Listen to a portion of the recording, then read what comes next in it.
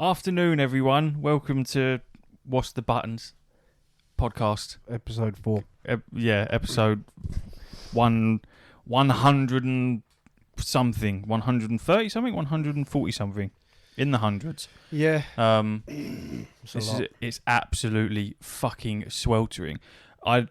Thankfully, we've been apart for like 3 weeks, a month, something like that. So there's going to be a plethora of things to talk about naturally. So many. Which is thankful because the heat has zapped out any gaming capability from me whatsoever. I am fucking shattered. It's terrible. And all my other gaming powers are having the same complaints of going, it's too hot to fucking get any games in, which seems ridiculous because all I want to do is sit indoors out the heat with a fan on my nutsack. So it's kind of like prime gaming time, but it's just too fucking hot. So the gap between us is decent because a lot has fucking happened. A hell of a lot. The fucking Summer Games Fest. Summer Games Fest, Switch 2. Yep. You're back on ESO. I'm back on ESO. The crossplay announcement for ESO. The fucking Xbox showcase. The Xbox handheld. Xbox announcement that they're partnering up with AMD for the latest Xbox. That's a big one that I want to talk about. NetEase just announced, 15, 16 hours ago, a AAA game that Mark was talking to me about called Blood Message. Looks very, very similar to Assassin's Creed, but very fucking good. Graphics look insane. Who fucks NetEase? Who's NetEase? Yeah. NetEase. NetEase. One of the biggest. I thought you said NetEase. No, not NetEase. NetEase, game developer. No, NetEase. There seems to be a paving the way ever since Black Myth Wukong for AAA games coming from places like China, many Asian countries, which is quite nice to see because that history in terms of like what you could throw into games is just endless. It's like Vikings pretty much. You can just do whatever the fuck you want with it. I love it. I'd be remiss to not talk about Expedition 33. Yeah. We need to do that for Sam at least. Okay. Yeah, fucking hell. And that. One last final hurrah. Mm-hmm. I've done exactly what I knew I would do. Haven't touched it since I completed it, which is fine. It's now deleted off the PlayStation because I needed the storage for the Division 2, which I'm now also playing as well. You want to go then? I don't mind. Go Obviously, it's going to be spoilers, so you have to jump 10 minutes forward or whatnot and then have a little listen to see if we're still talking about It's it. been out for a while now. You should have already finished it. I am going to go against the grain and say it's all right. It's all right. I thought it was good. Mm-hmm. No, let's not beat around the bush. It's very good. It's a Mm-hmm. fantastic game. Mm-hmm. It's not my taste. Yeah. I didn't like the setting. I was getting to a point where I was bored. Basically, I perfectly honest with you, I put it on easy about halfway through and just bum rushed it because, and even then I got to a point where I had to grind because I wasn't high enough level. So even easy is not actually. You that proper easy. bum rushed it. Yeah. Jesus. Because it's very good. I tell you what is the best, quite possibly the best in any game is the music. It's great. Yeah, top music tier, is phenomenal. fantastic. A lot of the story beats I'd already kind of put together myself. I'm not put together, but I was like, I bet she's her, and I bet that's a representation, and I bet they're related, and it wasn't many big surprises to me. And towards the end, I was getting confused. I was like, I don't even know what we're looking at. I was getting confused. It was one of those games where I was paying a lot of attention to stick with the story, and then sort of like in the last couple of hours, I was kind of like, what the fuck is actually going on? And I was just holding on. And then when I did finish it, I Googled the ending because obviously there's two separate endings. And yeah, it made perfect sense. But I had to get on Reddit to actually find out what the fuck it meant. I picked the bad end and I let her win. Whatever, Mayel. I let her win. So then he's in the theatre and she's sitting in the crowd. Yeah. I did the other thing. Yeah, you did the good ending. I didn't know what was the good ending. I just liked him. Yeah, him winning is what was his fucking name? He wasn't Gustav. He was. His just left the brain. Finished the game. Verso. Very cool character. Ben Starr, voiced by amazing. The characters were very cool. Great. I really enjoyed it. And I fucked around a lot with the character builds, which I don't normally do. Messed around with swapping people in and out. Messed around with different builds and shit like that. Monoko was my favourite geezer. I made him an absolute tank. He just fucking just could not take damage. And yeah, I had a lot of fun with it, but it was very much... Yeah, I mean, I was getting bored, but not getting bored at the same time. I don't know if boredom's the right word. Maybe a familiarity with it. It was almost like I know what I'm doing, and I can almost switch my brain off a little bit and continue to play and still get the same results. There was definitely a lot of encounters where I liked the different levels and all the different structures, and I liked the art design, but there was definitely, I got to a point sort of like 2/3 of the way through in the game where anything outside of a boss that I was encountering, I just knew what was going to be effective against those enemies, and I was in and out of combat within like 15, 20 seconds. So it was just straight in, straight out until you get to a boss and then continue the story. So little bits like that were somewhat tedious, but at the same time, I feel like if it was the opposite of that, it'd be fucking annoying. So can't really win. But yeah, I think it's a very, very good game, especially if you don't like what do they call them? Turn-based games. It's a decent game to jump into if you're thinking about dabbling into that, or if you're like me and you've never, outside of fucking Pokemon and Baldur's Gate, played a turn-based game, then it's good. I think it deserves a lot of praise. It's fantastic. It's a fantastic game, and I think in a different setting, that game's my jam. Yeah, it's not my setting. Yeah, if that was in World of Warcraft world, Dungeons and Dragons world, mm-hmm. I'm all over it. But the setting, as I said before, the modern, switching between modern and post-apocalyptic and fantasy, it was all too much for me. There was a lot of jumble there. Yeah, so setting-wise, it's just not for me. But I thought the characters were great, the game was great, story is a bit convoluted. I think that might just be my small monkey brain. I can't comprehend things because everyone else seems to get it. And then I think I'm the same as you, man. I YouTubed the story just to make sure I got what I needed out of it. Be like, oh right, yeah, I may have missed that bit, like understanding. Very good game. Won't play again. And now we close the book on Clair Obscura Expedition. I'm very happy 33. I played it. I'm extremely happy that I played it. And I do think it does deserve it definitely deserves its flowers. And in the game of the year, shout. And fortunately or unfortunately, I think it probably will win. Just for the size of the studio and how it's come about more than the game. What they've done is fantastic with who they've done it with. But for me, still, my game of the year is still Kingdom Come Deliverance 2. It's just still a mental game. What they've achieved is mind-boggling. And that is the last you're going to hear of Expedition 33, as we banged on about it for the last fucking 4, 5, 6 episodes. That's that fucked off. Sorry, Sam. I know you loved it. We loved it too. I loved it. You love it. I enjoyed it. Next thing on the list of the group, I would like to delve into that Xbox handheld. Go ahead, because I know very little. I watched it. I know little about it. You're the tech guy. There's not a massive amount that come out of there's not a massive amount of knowledge, but for quite a few conversations that we've had in terms of where we've seen gaming going, that is almost exactly what we fucking said is going to happen, where it's going to that handheld, play everything on anything type, and that is exactly what Xbox is going for. They want you to be able to play whatever game, wherever, and have it all cloud-based, so you can just fucking keep flicking between the two, which is basically what this handheld is going to allow you to do. It's they've partnered up with Asus, so you know the ROG Ally. Yep.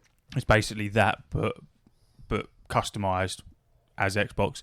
What you're essentially getting is a fucking Xbox Series X in a handheld. It's a powerful fucking device, and the sort of like the UI and everything on it will be Game Pass will be on it, and as far as I'm aware, I think it will be Microsoft will be the system on it. So you'll be able to have access to shitloads of games. Just having Game Pass on it will be fucking cool. And like I said, it's cloud-based.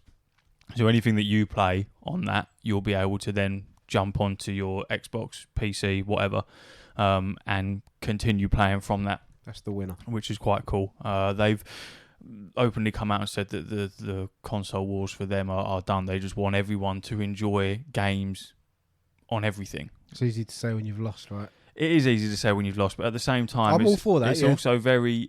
It's fuck the wars.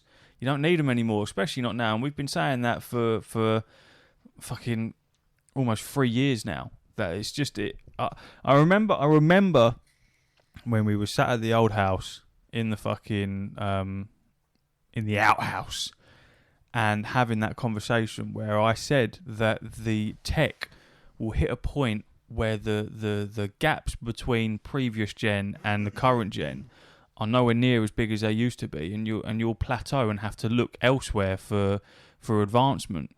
And I feel like the handheld scene, like when the Steam Deck come out, and we was big on that and talking about that subject matter, is exactly where it's heading to. And now that the console wars sort of aren't a thing, really, for Xbox is just grabbing that by the fucking balls and going, all right, well, we want you to be able to fucking jump on everything, so here you go.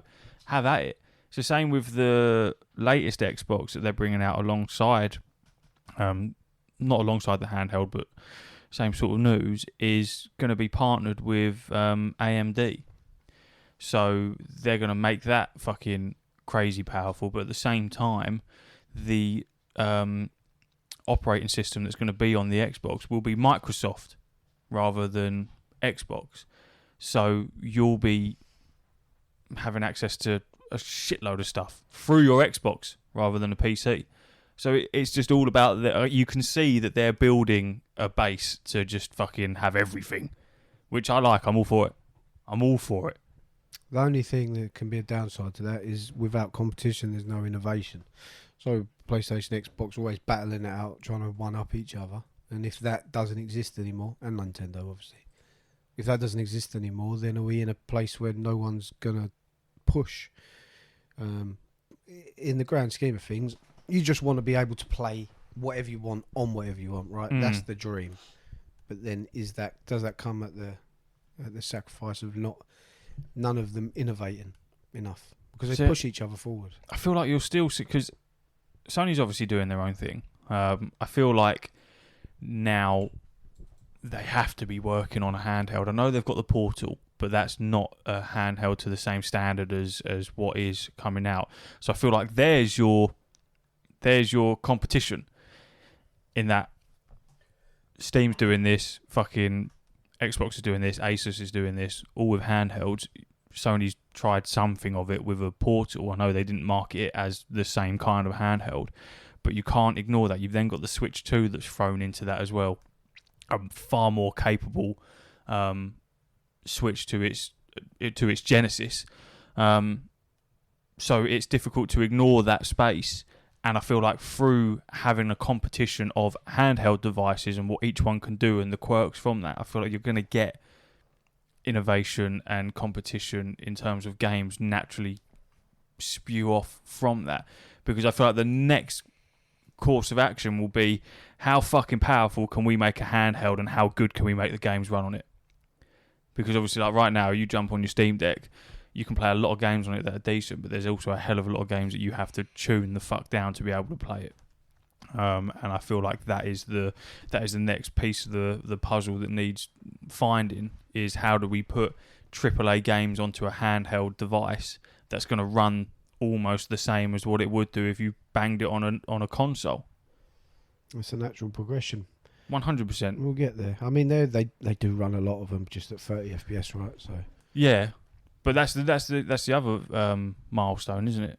It's getting rid of something like 30 frames per second and being able to run shit on 60 frames per second, which is that's a hurdle that's already been leaped over in terms of consoles, especially on a fucking PC. Because right now, if a game releases and it's native on 30 frames per second, everyone kicks off about it because you go, "What the fuck? It's archaic.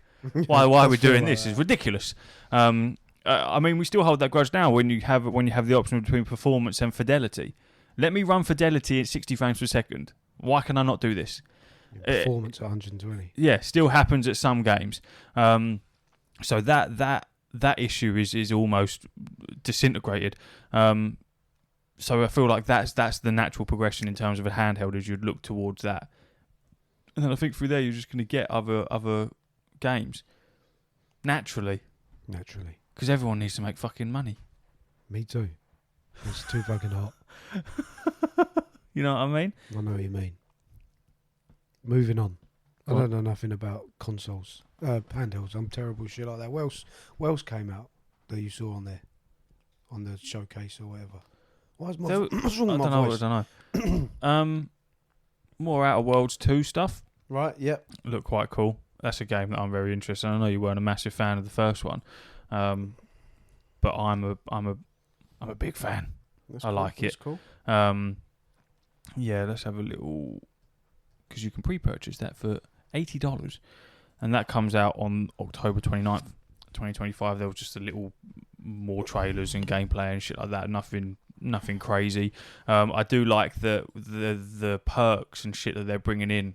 The ones where they've got a downside to them, and they showcased one where it was you're always moving faster when you're crouched down, but the downside to that is when you stand up, your knees pop, and it alerts everyone around you. Nice, yeah, that's funny. I just thought that was quite entertaining, so I'm interested to see what other ones they bring out that have little quirks like that. In terms of the rest of the showcase, I feel like it happened so long ago. I did sit here and watch it. Summer Game Fest was good. You saw the new James Bond? Yeah, James Bond was cool. That looked good. Rest of it was a bit waff though. Yeah, there weren't really that much. Back some information. I think that's why we can't think of anything. Death Stranding 2, they showed some of that. Yeah. Let me have a look. Let me do a quick little goggly box. Oh, Resident Evil they showed, or some of it. It was Requiem. Very cool, very cool. Can't really see. Hold on. There we go. I just want a highlight of everything that was there. Nintendo Direct, no. Oh, Nintendo Direct is next month. Oh no, catch the latest Pokemon news on July 22nd at 6 a.m. PST. There was that weird game that was announced, and it was like Pokemon, but not Power World. Digimon. Was it that one? Was it Digimon? I think Digimon, yeah. Not interested in it. You're going to have to help me out here. Just Digimon. It's Pokemon, isn't it? But it's Digimon. It's old. I think it was come out before Pokemon. Yeah, I think it was. But yeah, I don't know. I mean, I feel like they've missed the boat for, monster games, Pokemon games. Unless they can make Pokemon what people want. Because people want Pokemon to fucking make something powerful instead of just the same regurgitated shite. Well, what would you want? Well, you want Power World, but with Pokemon. You want like that level of like innovation where it's just the same shit. It's the same drop into a world, fucking run around, beat the gym leaders, and that's it. And it's always the same art style, right? So it's gone from like a top-down 2D art style to now it's got this 3D shit but runs at like 12 frames a second. So, I mean, when are they going to make the GTA of Pokemon? When are they going to make it the fucking pinnacle? Because as we've said millions of times, it's the biggest IP on the planet. Would you still want it to be hold to its turn-based combat? Well, this is up for them to innovate, right? But yeah, I mean, they can have the turn-based. They can have. They've got enough money. What I'm saying to make the next GTA, but in the Pokemon world, like yeah. They just need to innovate, man. They're so stuck in their old ways. And don't get me wrong, I love Pokemon. I love the Pokemon games. Yep. But I'm sick of seeing the same shit every fucking year. They need to make it. It feels like they just go, "I'll stick that out. They'll buy that Pokemon, isn't it?" That's what I feel like they do. And then they come up with names like fucking, Grass Carrot and then it's like I say a bit of grass. Thing for the is, carrot you've got so many. Look at Pokemon cards, for example, and the difference. Fuck knows how many sets have come out since we were collecting them. The last one I was grabbing was Crown Zenith. Roman's massive into his Pokemon cards at the moment, so obviously I see a lot of what he's buying and what's coming out and shit like that, but they're just bringing out the same stuff over and over again, just with different artwork. It looks very, very cool, but obviously it sells. And when you've got that paired with how much money you can make from buying and selling cards and keeping hold of them and blah, blah, blah, then you've got a license to print money there. And I feel like that is the same with the Pokemon games. I feel like the question for them is, do they really need to do anything else?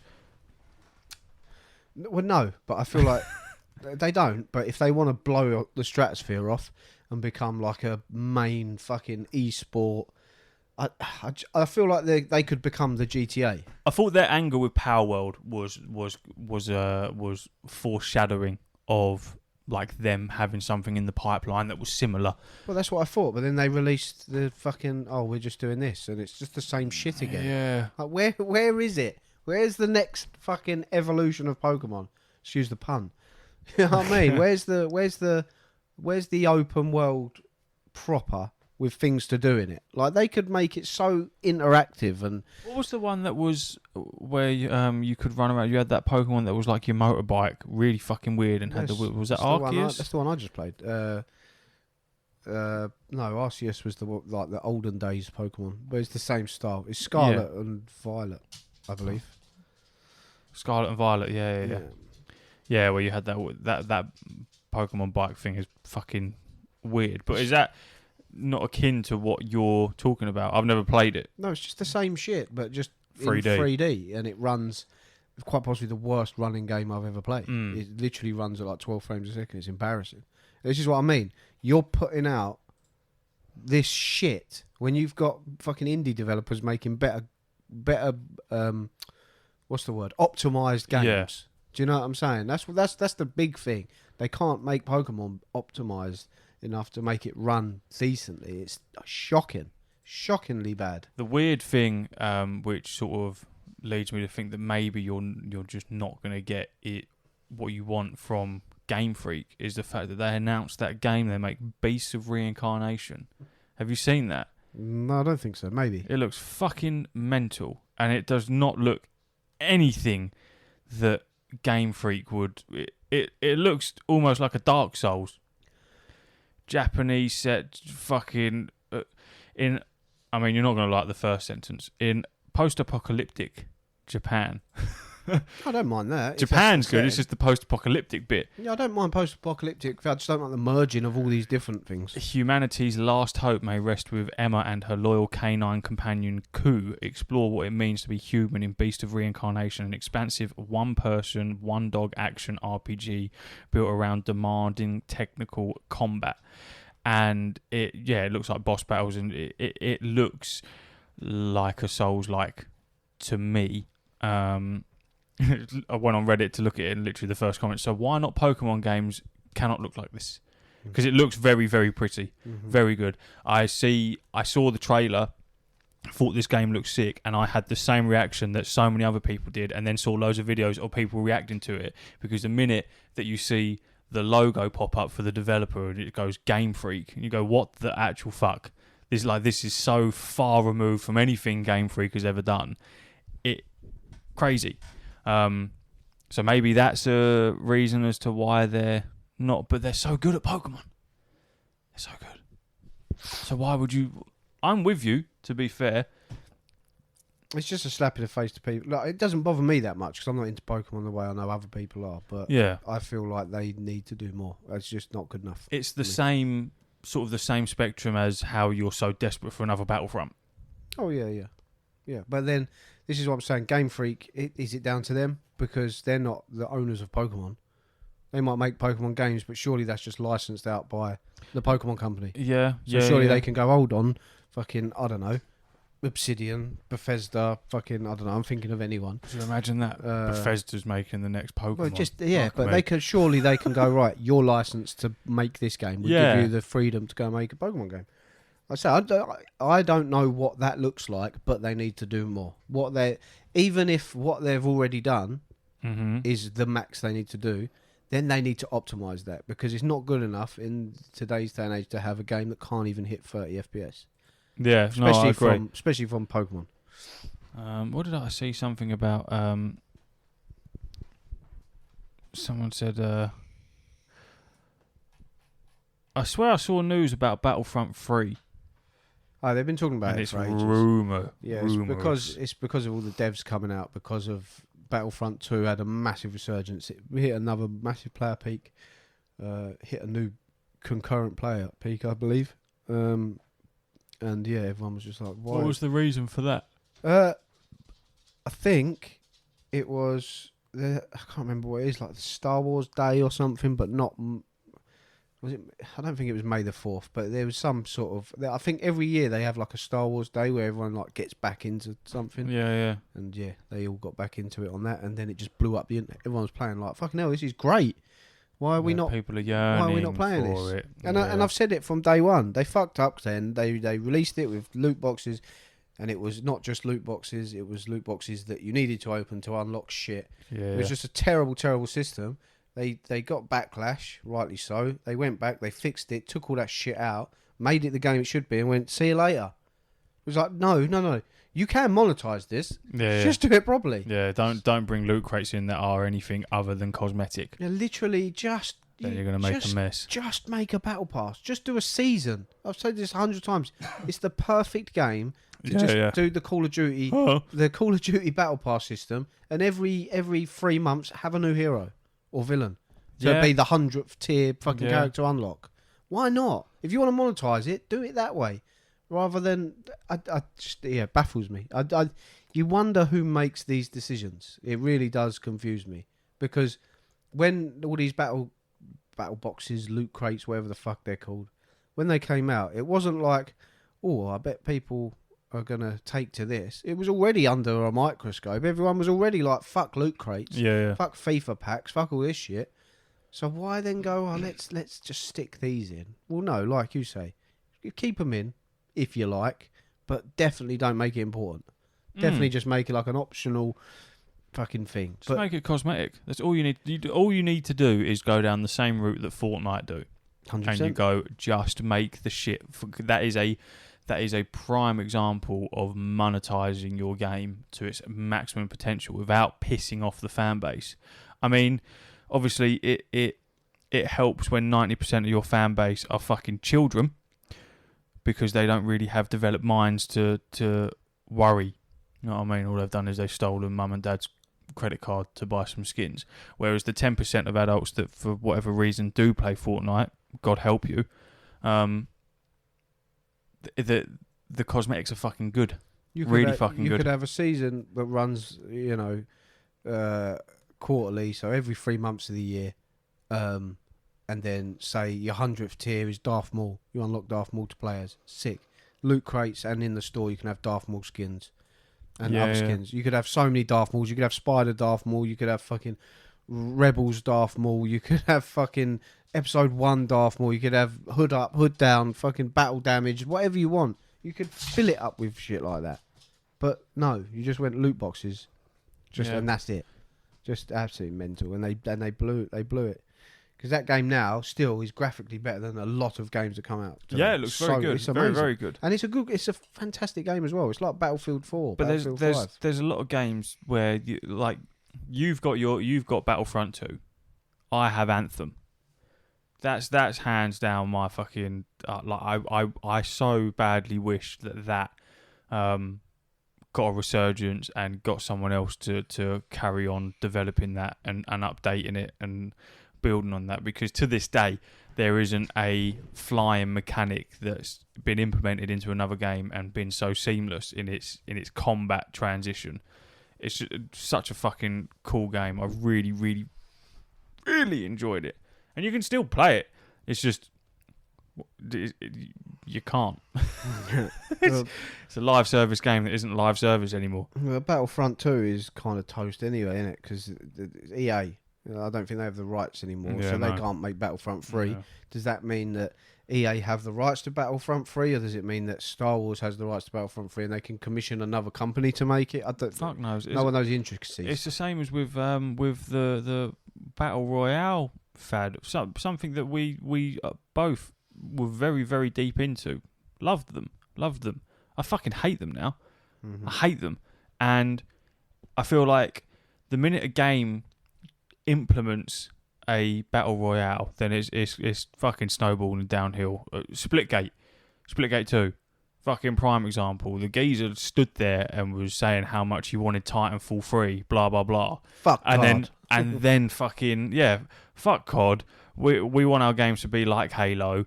We want Titanfall 3, and then after that sentence, you then say, "So here's our battle royale." The thing that killed Titanfall 3. Because what happened? Apex Legends shadow dropped, and then any fucking wish of Titanfall 3 come in, gone. Very true. No fucking chance, because Apex Legends is one of the most popular battle royales there is, or was when it first came out, and it was so fucking good. We absolutely loved it.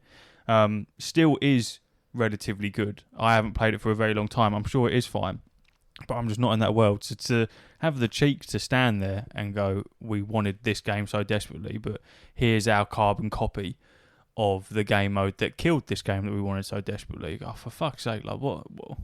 Come up with something else. There's only so much innovation that you can throw into a fucking battle royale. Jesus Christ. But people lap it up. Like I say, I'm going to be critical because I'm not in that world. I don't like them anymore. So it's easy for me to sit here and slag them off. But I just don't... Like I said to some of the lads when I was talking about the Splitgate one, in my head, once you get a win, it's done, innit? You've done what you wanted to. You're like a dog chasing a car. Well, I've caught up with the car now. I don't want it. Let me go home. I've got to win. What the fuck else do you do after that? You do exactly what something like Fortnite does. You bring out really cool cosmetics that resonate with many, many, many people. Or you have something like Battlefront, where it's just a fun game. Even the latest iteration of Battlefield, I'm not excited for that. Because they fucking burnt us to a cinder in 2047. Yeah, it's definitely going to be a sceptical look at it, isn't it? The next Black Ops that's coming out, that looks shit. Yeah, I'm out of that. What the fuck was that? I thought it was another Control. I was watching the trailer, I was like, this looks quite cool. I was like, I think this is another Control. And I was like, I don't know why it's on the showcase. And then boom, seeing that it's another COD, I was like, well, what the fuck? But it hasn't even been a year since Black Ops 6. No one wants futuristic COD. No one asked for that. No one wants it. I'll tell you, they're struggling as it is. So to do that is just nail in the coffin. I don't know what they're thinking. World War II was one of my favourite CODs, I reckon. I feel like that was an idea that was just left to rot, that could have been built upon, that having your own sort of like base camp where you could run around and interact with different people, and the Easter eggs, and even that, the loot boxes in that, where they'd come smashing out the sky and then fucking open up and everyone could gather around and see what you were getting from them and shit like that. I really liked that. That was cool. That was a real decent COD. I sunk a shit ton of hours into that. And then it just feels like that idea was exited out of the mind. Very sad, really. Fuck them. Yeah, but I'm just not interested in COD. No, not right now. It's not my cup of tea. I'm more interested in MMOs. Yeah, I know. You snuck that under the radar. Jump back into that one. Very quickly, before we jump into ESO, Irish Connor actually downloaded New World again. And I was like, oh, go on then. Downloaded it. You need a PlayStation Plus subscription to play it, so that got immediately uninstalled. Oh. I don't have an active subscription. I was like, you can go fuck yourself. And then another issue that I had, which isn't an issue, but is, bought the Division 2 again for £6 on the PlayStation Store, playing it, loving it. Already got it. Disc version. It's been so long since I played it. I was like, I swear I've got this on disc, and I do. It's the first game we played together. It was, yeah, in the She dark took zone. me to the dark zone Yeah. and then said, I'm off. See you I was like, later. "Yo, you can't leave me in here. Yeah. I don't know what I'm doing. Yeah, so I'm dabbling in and out of that. But ESO, ESO. tasty little number. Oh, is it just? Yeah. Get me in. Get Mm. it in me, amongst me, around me, through me, whatever way you can put it in me. I'm in. I'm so into that ecosystem. I'm in the walls. Yeah. What? Go on, talk to me about it. It's great. I don't know what to say that you don't already know. It's just great. I love it. What are you playing as? Did you start a new character? Yep. Necromancer. Yep. Solex. Cool. I completed the main story. Yep. Um, I'm sick of doing that. I'm ignoring it. I liked it. The main reason I did it was because You get a lot of skill points and shit from it. Nah, I'm not playing it for that. I'm not rushing. I'm chilling. Have you ever played it? The main story, Yeah. I have, but not to completion. Right. Okay, that explains it. Then So- I've done it like fucking 10 times. I hate it. Yeah, see, I haven't. So yeah, I've done that. I finally finished that. But the only reason I concentrated on the main story was because the new expansion season, whatever, actually extends that story. Yeah. So people have been waiting fucking 10 years to see what happens next. Mhm. I've got to wait 5 minutes. So yeah, I assume I finished what is the story. So you fight Molag Bal, Yep. and then Molag Bal. yeah, and then he fucks you off, and then Yep. Meridia's like, "Oh, you're great." Anyway, off you go, and Yep. then that's it. So I'm assuming that's the end of that. And then yeah, I'm started because the update come out for. I know you've probably had it fucking for a month, you scrub, but the update for the new season came out yesterday for PlayStation for consoles because it come out like I'm 2. playing it on this. Yeah, that's what I mean. It come out like 2 weeks earlier on PC. Oh or shit! something. Sorry. So I've finally just I haven't got the latest DLC, by the way. no, but the subclassing stuff that's new. Subclassing's cool, man. So I'm enjoying that. That came out yesterday for us. Have Or you the day done? before. Have you had a chance to do any of the subclasses? Yeah. I went there yesterday. Well, I went there the first day it came out. Yeah. You can tell that it's like a new thing because Everyone's there. it's like 40,000 Yeah, people standing around million this one people there. NPC. Yeah. So yeah, I went there, got paralysed by choice, got scared. All the menus coming up saying, "Oh, you're going to be locked in." I was like, I don't know what to do. Yeah, she gives you a fucking thing to just respec it. Yeah, so I went away and waited a day, give it some thought as to what I actually wanted to subclass into. So you're a necromancer / Sorcerer. sorcerer. Which is, ironically, the opposite way Solex does it in D&D, because he's a sorcerer trying to become a necromancer. So is that because you want the familiar and the dragon thingy, the harpy thing? It's not. It's because that was the only build that I could find online. Oh, I'm not looking at it. I'm way that I'm playing it, because obviously Steph's always loved it, and I was like, fuck it, let's jump back into it. And yeah, I'm not falling into that trap. I'll do it with WoW, but with ESO, the freedom of choice is so vast. I know there's metas, I know there is, but I also know that I'm never going to be doing the end tier content like hardcore within ESO, so therefore I don't give a fuck about the meta. I really don't. As long as me and Steph can have fun playing it, I don't care. So as far as builds have gone, nothing. So what I am an Arcanist who is also subclassing as a Warden, because I want the fucking bear, and I have the bear. So I got my my huge bear, which is the ultimate, which just stays with me permanently.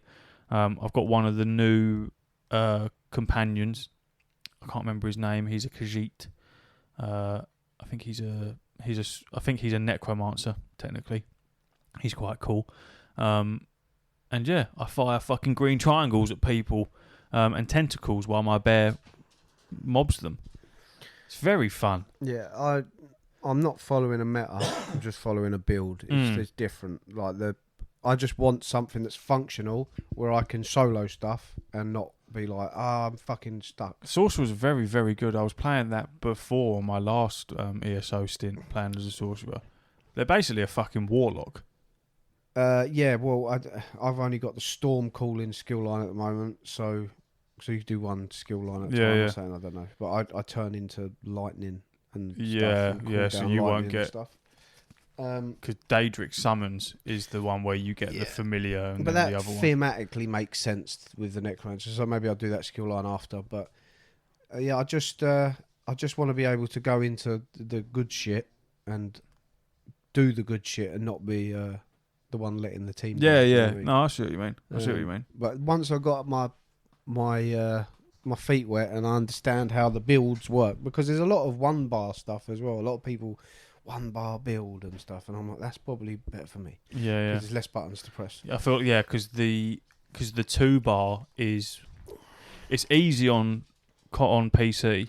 Console is a little bit more finicky to fuck around with 2 bar. Yeah, because you just got to press the D-pad every time you want to swap to the other. Yeah, thing. whereas on I've got it so that on PC I keybound it to Q.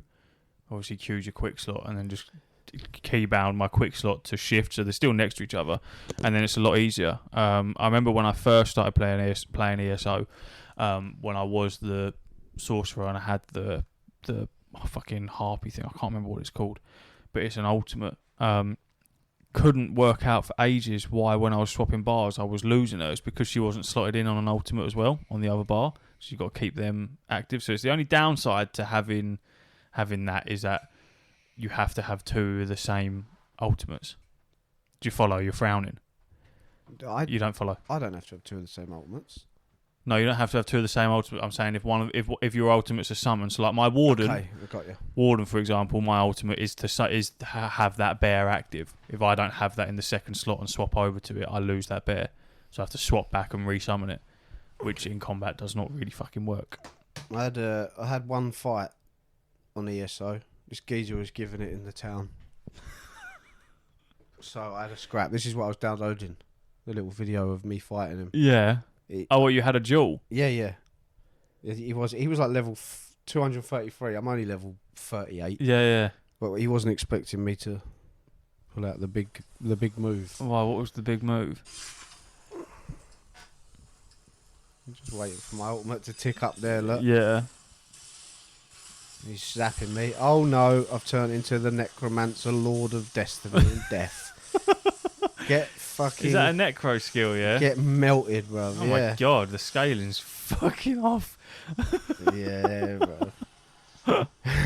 And then I had to use a rip thing to clear my bounty. Oh, well, oh, because you'd killed him. Yeah, in town. Look at how sick he looks, though. It does look cool. It's a very cool thing. Oh, so that's what they mean when you hover over Necromancer. That's the warning that pops up, isn't it? It's like if you use necro skills within a town. Oh, yeah. People get pissed off. Yeah. Yeah. So we've kind of gone down different paths. I just made D&D Solax. And the crazy thing is I'm starting to like Solax more than Rain, which is, I never thought would happen. But he just seems to be... I think it's because I never, ever played as a mage or any magician fucking sorcerer shit. So I've played now. The first game I did it on was Dragon's Dogma 2, wasn't it? And since then, I think every RPG I've played, I started making mages. Yeah, oddly for me, like with WoW, I'm purely melee. As much as I love the look of a ranged class and the fantasy of them, I just can't get with it. So big swords bonk is what I want to do. Whereas for some reason in ESO, get me on the range. I want to be away from everyone and sending shit in. I feel like Arcanist / Necromancer would be a really cool combo. The subclass and shit is cool, man. I'm enjoying that, and the fact that you can once you level up that subclass to its max level, it no longer counts towards your pot of subclasses. So you can have equipped a maximum of 2, can't you? I think you have to have one. You have to have your main. You have to have your main, and you can have 2 subs knocking around. And if you get one to max level, which is 50, that no longer counts towards having taken up one of those slots. So I don't know how that works theoretically, because there's only so many skill points that you can allocate. But still very, very interesting. There'll be some fucker there, if you are allowed to do it, that will have everything maxed out. Oh yeah. But yeah, we haven't got ESO Plus yet. I think that if you've already got a character that's maxed that out, that's already unlocked, ready to go for you. Yeah, I think so. I think that's how it works. You don't have to level them up. So anyone that's been playing it for 10 years probably has all the characters. Yeah. They just go, I'll have this and this and this. It would have been nice to sort of get a little bit more of a storyline based around that subclassing. Because I feel like you went and spoke to the woman. She asked you to get a couple of bits, some fucking berries and shit. And you come back and she went, sorcerer, you can now fucking summon earth from the ground and smash people's faces with it. I didn't have to do anything. I just spoke to her. Just chat to her. There you go. You're smart. Have a like, look at this book. Yeah. Flick through this and then pick what you want to fucking be. Yeah, it's typical MMO stuff, isn't it? It's cool though. I do enjoy it. I've always been a massive fan of how everything in ESO is voice acted and voice acted well. Yeah, that's what I mean. I've been listening to all the story. I've had my headphones on. I've been paying attention. I've always liked that aspect of it, which I feel like a lot of MMOs can really learn from. I would absolutely love it if World of Warcraft was like that. That WoW itch is definitely coming back because there's the new raid has been announced and the PTR builds, which is where they're testing everything. Looks really fucking cool. I'm going to re-roll a new character. I had my fun as a Guardian Druid. Put that to bed. That was great. The Paladin has been put to bed through last season as well. I'm now going to go completely outfield and play a Warrior, which was something that I was maining before the Paladin, because they can just hold two massive weapons and smack the shit out of things. And I feel like that's fun. So I'm going to do that. Well, I subscribe to ESO Plus, obviously. Yeah. And I also just bought the big edition fucking... Yeah. I went the premium double deluxe, so now I own everything. Yeah. Not that was important, but I was getting so confused as to what...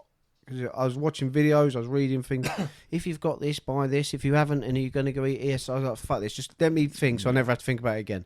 Yeah. And now anything that comes out, I just know that that's the only one I haven't got every time. Yeah, it just basically means that you can drop your ESO Plus and you'll still have the DLCs. Yeah, I just won't have the crafting bag. Yeah, that's pretty much it. Yeah. Which, I mean, it's a nice touch that you just buy ESO Plus and then you've got access to everything. I don't mind. But you can buy those with crowns. Yeah. So eventually you can just buy all of them. Yeah, but I don't see why you would ever fucking...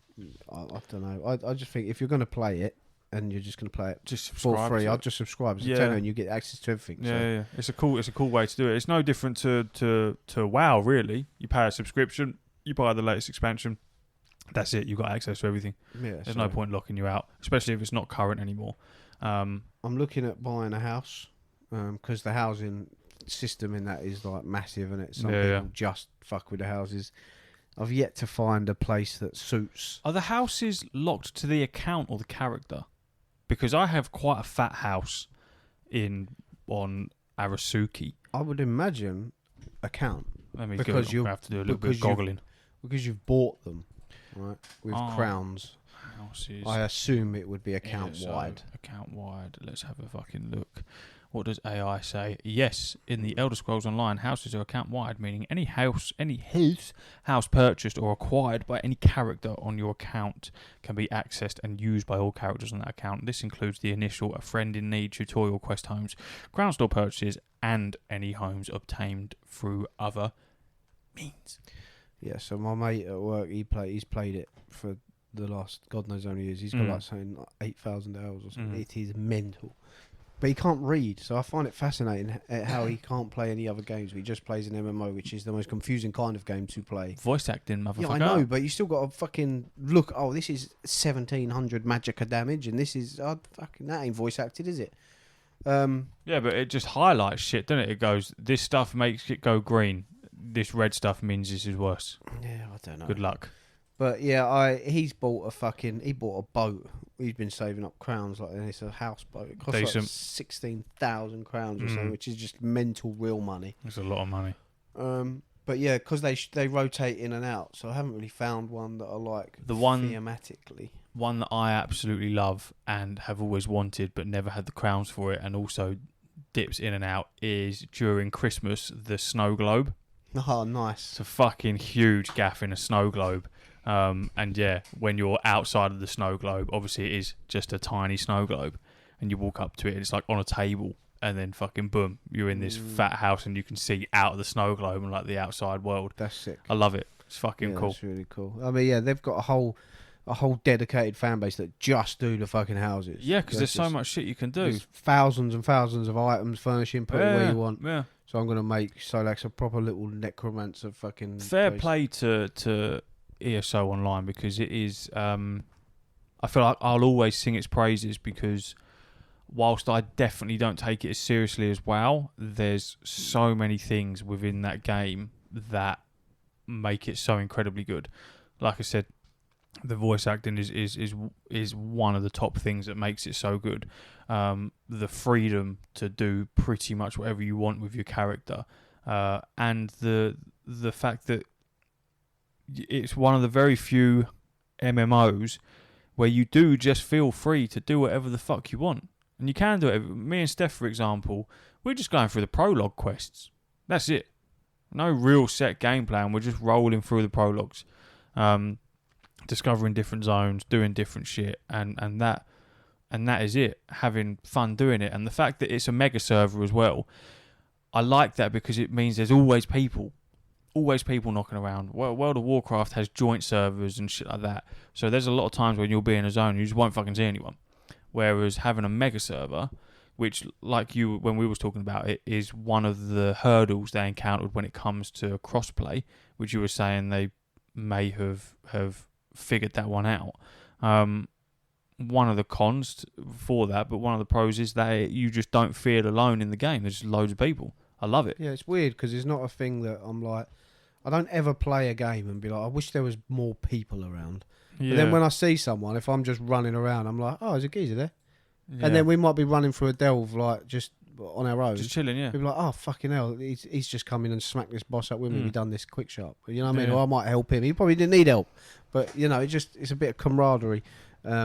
But yeah, I listened. They did a podcast special with Kind of Funny Games, like a 4. I've literally just got it up. Yeah, they've done a 4-part thing. Yeah, I listened to all 4 of them, and whilst they didn't specifically announce crossplay, when it was brought up, they was like, "Look, we know, we want it, we're working on it.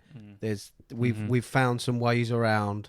So whilst they haven't specifically announced it, they've said it basically said it's going to happen. And I think if that happens, that's going to blow it into stratosphere like Final Fantasy Online, because having that many people on mega servers on console and PC is going to be mental. Says not confirmed. They say they're looking into underlying tech changes that would make it possible. It's way more likely to happen than before, though, since they're actually getting support from higher up.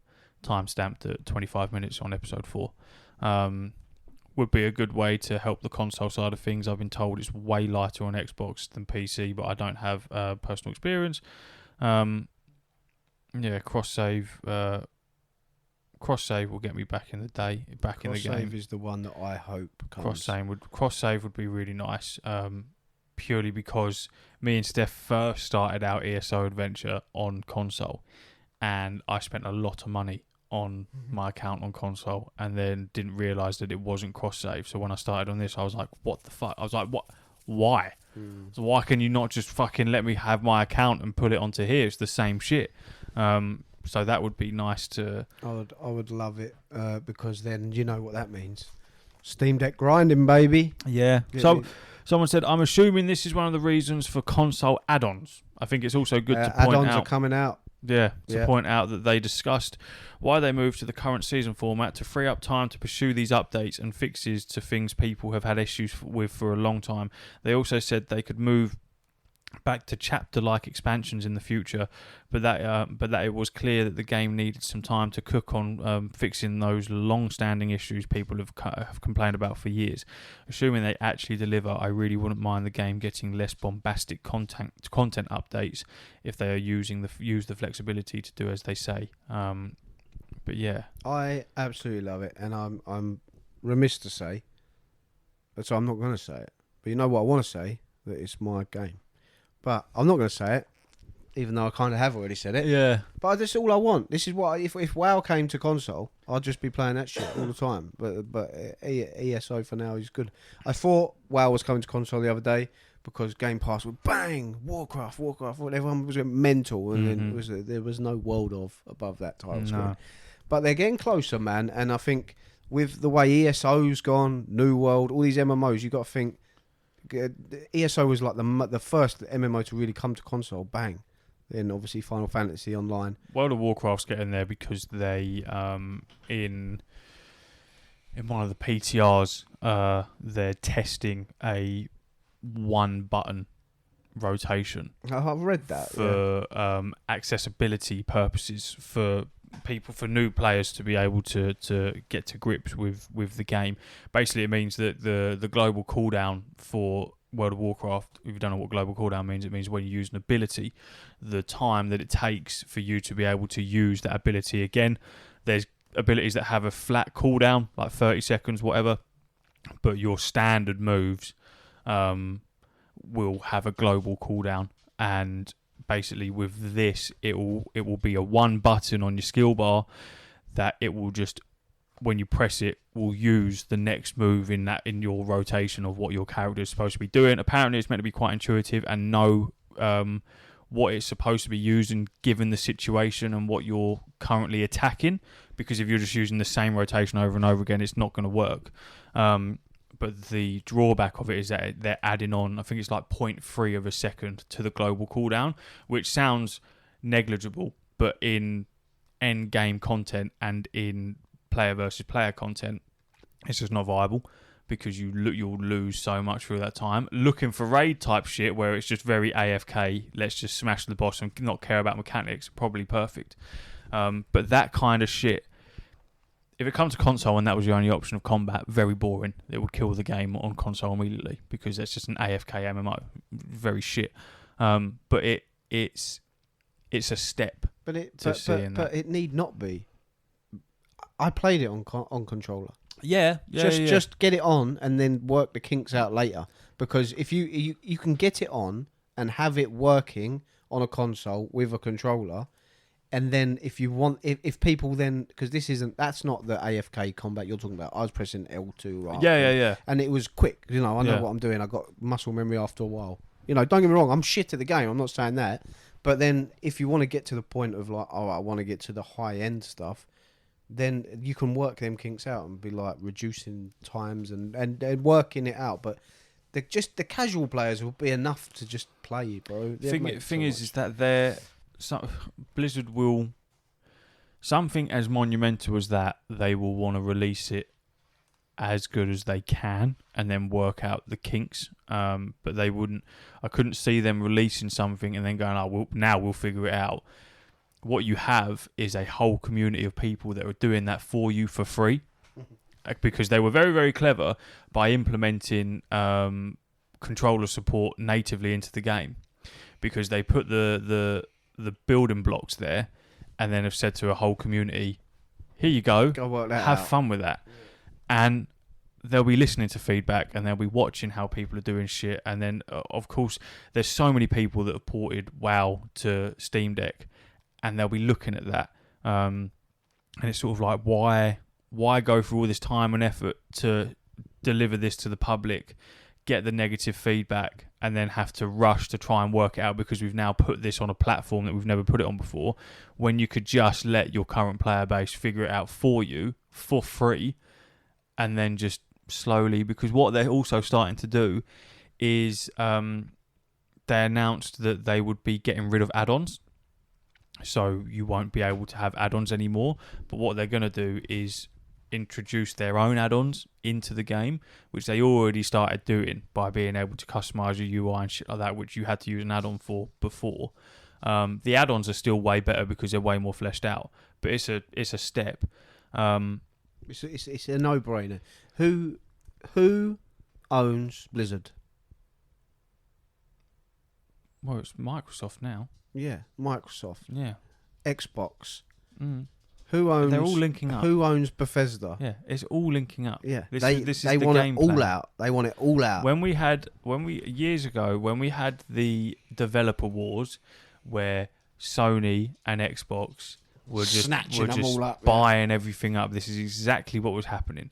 I feel like Microsoft always had their game plan of let's fucking get everything under one banner, and I feel like Sony saw what they were trying to do and were going, fuck you, I'm taking my gems, and then pinch. But I feel like if you're gonna put it down to a who's won what, Microsoft have won that because they hold a monopoly there.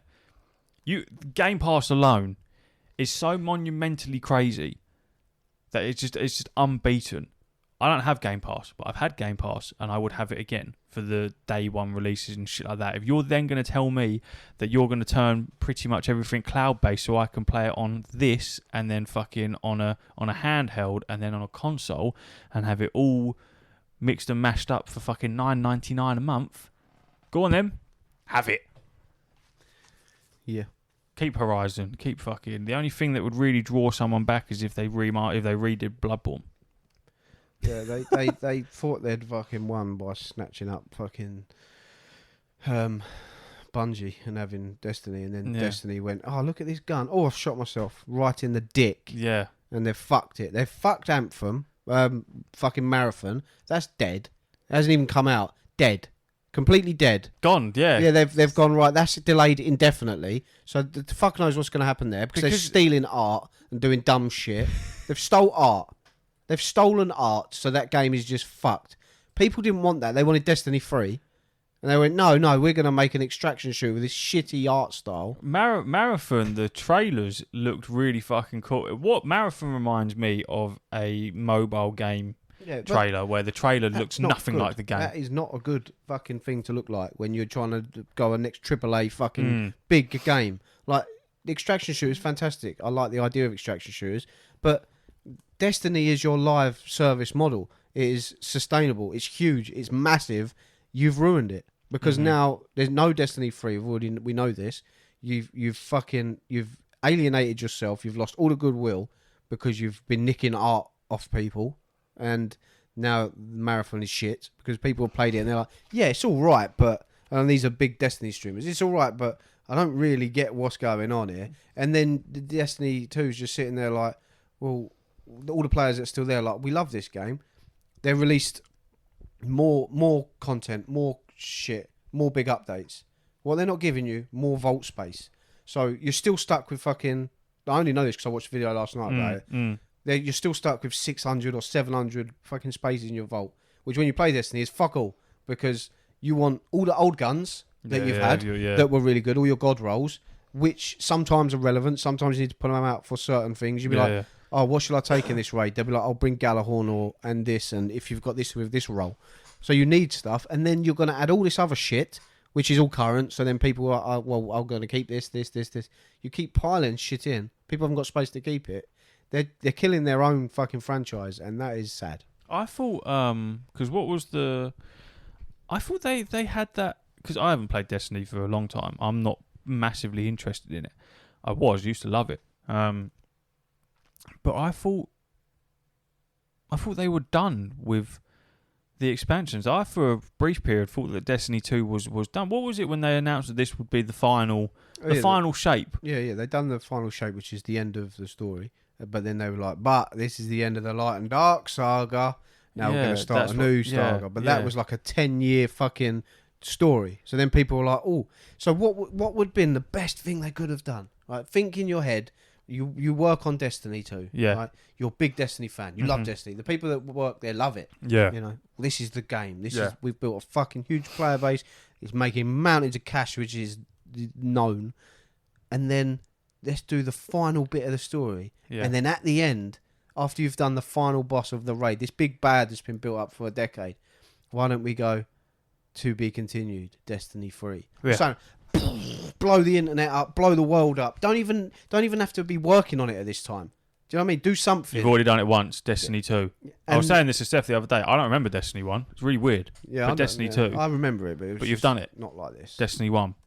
Here's Destiny 2. And now you've built... Yeah, if you had the... Because that is, to me, even on the outside, was such a cop-out. And I saw the disappointment when it was announced that the final shape was the end, and then it was kept quiet. And then the final shape finished, and then they just pop out and go, there's another expansion coming. You go, well, don't hype that as the end, because that's just rude. It's the equivalent of sitting through a 2-hour movie and at the end going, and it was all a dream. You go, so it was fucking pointless. You've hyped this up as this is the end. This is the magnum opus, and you've just gone, only kidding. That's the end of that bit. That chapter's done. Now we move on to the next bit. The game fundamentally needs Destiny 3. The technology has advanced too much. The game system has advanced too much. Whereas like ESO and WoW and stuff like that, they innovate. Like a lot of that podcast they were talking about ESO like for the future. So they're talking about we're still going to do expansions. We're still going to do chapters. These things are just going to be changed because we want to work out the kinks. What we want to do is modernize it more. We want to make it more modern. We want to improve it visually, which they've already done tenfold. Like PS5 edition 60 FPS, yada. So we want to keep it current. Like because ESO's art style, it can go like that for another 20 years. Same as ESO, same as World of Warcraft. Yeah. That game doesn't look too much different from. You look at the is it retail WoW, the old school WoW. It doesn't look too dissimilar from that. The art style's unique, and you're not looking going, these graphics are shit. It's the art style. Same with ESO.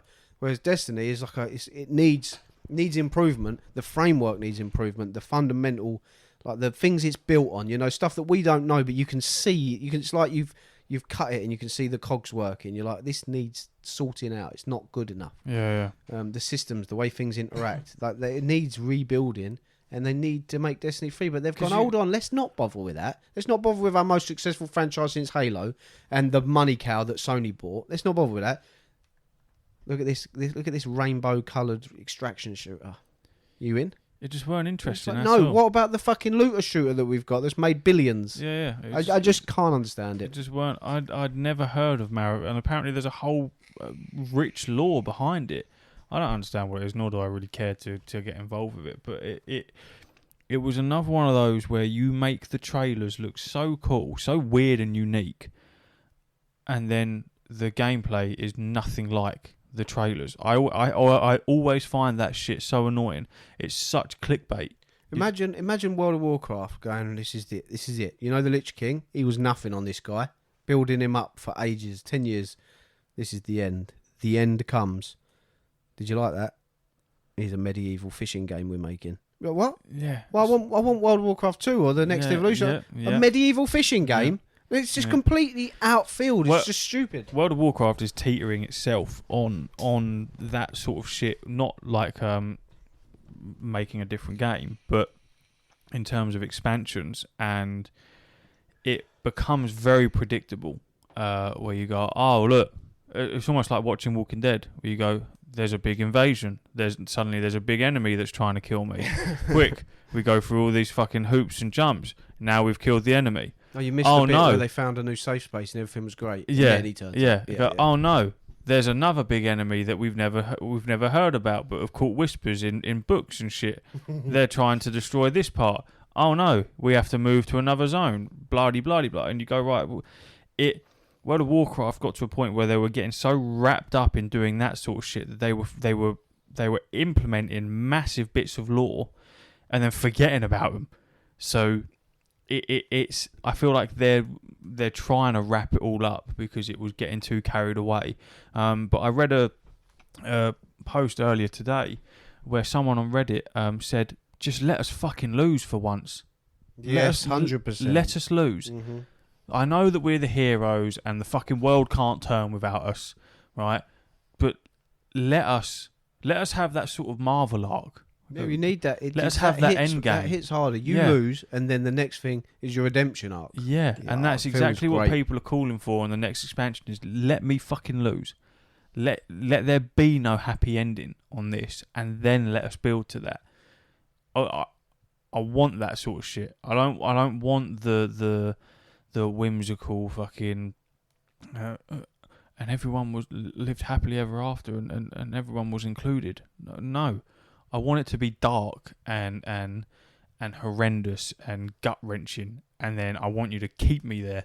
And then you kill off someone that everyone loves. Kill off someone fucking decent, but actually kill him off. Don't fucking injure Khadgar and then have him as one of the most powerful mages in existence now rolling around in a wheelchair. in a manor wheelchair. What's going on? Like, fuck me. Let's kill someone off. You know 100%. What I mean? Let's do something Let's do something crazy. Let's do a fucking Cade. Let's get rid of some people. Really make let's some do a people Cade fucking scream. and then everyone gets really sad, and then they bring him back. And then bring the comeback. Yeah, 'cause they've just everyone's lost got- everything about it. Yeah. So everyone's like, I love Cade, I wish he'd come back. But I don't actually want him back. And then when he comes back, you've just lost all the shit. Everything, yeah. He's Same folded. with Game of Thrones when they killed off JS. Mm. And then he's like, well, you know, I'm back. We're like, what? And you're fine. Yeah, What? what's no happened repercussions of that death? yeah. You're not like a little bit weird and that? Yeah. No, you're just all right. The only ones that got away with something like that was Lord of the Rings when Gandalf fucking fell with the Balrog. And you're like, oh my god, I think he's dead. And then no. Through fire and water. That's how it's Brimstone. Yeah, that's your fucking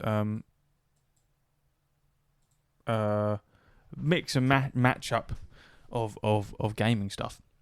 We're gonna head over to the Patreon now, do the Patreon episode.